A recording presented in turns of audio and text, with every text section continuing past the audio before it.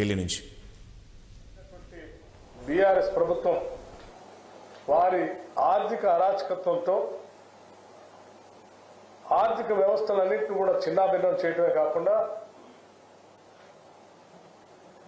మించిన అప్పులు తెచ్చి రాష్ట్రం పైన పెనుభారం వేశారు. ఈ ఆర్థిక పరిస్థితి నుంచి బయటపడుతూ రాష్ట్ర ప్రయోజనాలను కాపాడుతూనే భవిష్యత్ తరాలకి మేము అందించడానికి కావాల్సినటువంటి ఆర్థిక పరమైన సహాయ సహకారాలను కూడా కేంద్ర ప్రభుత్వం నుంచి ఇదోచికంగా అందించాలని కోరుతూ పెండింగ్ ఉన్న వాటిని రిలీజ్ చేయడమే కాకుండా ఇంకా అదనంగా కూడా సాధ్యమైనంత వరకు ఈ తెలంగాణ రాష్ట్రానికి అందించి ఇవ్వవలసిందిగా వారికి విజ్ఞప్తి చేయడం జరిగింది. అట్లాగే 2015, 19, 2020, 2021 సంబంధించి ఒక 450 కోట్ల రూపాయలు పెండింగ్ ఉన్నాయి. అవి ఇంకొక 2250 కోట్ల రూపాయలు గవర్నమెంట్ ఆఫ్ ఇండియా నుంచి రావాల్సి ఉన్నాయి.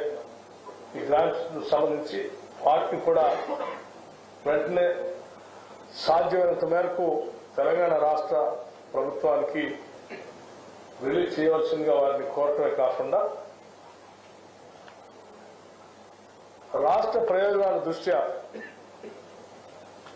కేంద్ర ప్రభుత్వం నుంచి రావాల్సిన ఇతోచిక సహాయ సహకారాలు రాష్ట్ర అభివృద్ధి కోసం, ఆర్థికంగా నిలదొక్కుకోవటం కోసం, ఇరిగేషన్ ప్రాజెక్టులు పూర్తి చేసుకోవటం కోసం, విద్యా వైద్య రంగాలను బలోపేతం చేసుకోవటం కోసం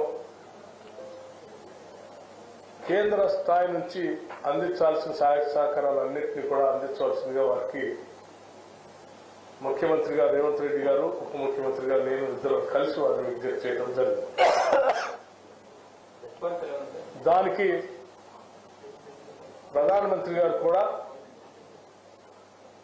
వాటన్నిటినీ విన్ని సానుకూలంగా స్పందించడమే కాకుండా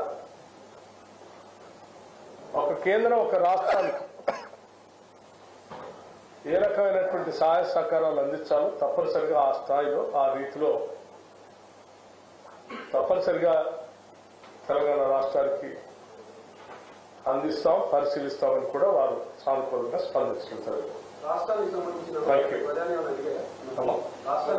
అంశాలకు సంబంధించి ప్రధాని ఏ అంశానికి సంబంధించి నేను చెప్పినటువంటి అంశాలకు సంబంధించి ఆర్థిక పరమైనటువంటి అంశాలు ఏవో పెండింగ్ ఉన్నాయో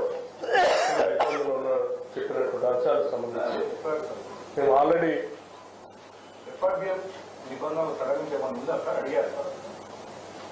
నిబంధనలు సడలించమని కానీ లేకపోతే ఇతరత్ర ఏ రకమైనటువంటి పర్మిషన్స్ గురించి కానీ మేము అడగలేదు. నేను చెప్పిందల్లా రాష్ట్ర ప్రభుత్వానికి కేంద్ర ప్రభుత్వం నుంచి రావాల్సినటువంటి గ్రాంట్స్ ని, పెండింగ్ ఉన్నటువంటి అంశాలని బైఫర్కేషన్ యాక్ట్ లో మాకు రావాల్సినటువంటి ఆ యాక్ట్ ద్వారా పెట్టినటువంటి హక్కుల్ని, వాటితో పాటు అదనంగా కొన్ని అంశాలని రాష్ట్ర ప్రయోజనం దృష్ట్యా అడిగాం. వాటికి సంబంధించిన కార్పొరేషన్ రుణాలు ఎఫ్ఆర్బిఎం పరిమితులు ఉండడం వల్ల మీకు రాష్ట్రానికి కావాల్సిన రుణాలు రాకుండా పోతాయి కదా, ఇది మీకు ఇబ్బంది కదా, ఇది ముఖ్యమైన అంశం. రాష్ట్ర ఆర్థిక పరిస్థితి గురించి తోచికంగా ఉన్న సమాచారం మొత్తం వారికి అందించారు. శ్వేతపత్రాన్ని రాష్ట్ర శాసనసభలో ప్రవేశపెట్టామన్నటువంటి అంశాన్ని కూడా వారి దృష్టికి తీసుకొచ్చారు. మొత్తం ఉన్న వ్యవస్థని ఈ రోజు తెలంగాణ రాష్ట్రం అంశాలు కూడా వారి దృష్టికి తీసుకొచ్చారు. దానికి సంబంధించి ఈ రాష్ట్ర ప్రయోజనాలు కాపాడటానికి ఒక కేంద్ర ప్రభుత్వంగా రాష్ట్ర ప్రభుత్వానికి చేయవలసినటువంటి సహాయ సహకారాలన్నింటినీ అందించవలసిందిగా వారిని కోరాం.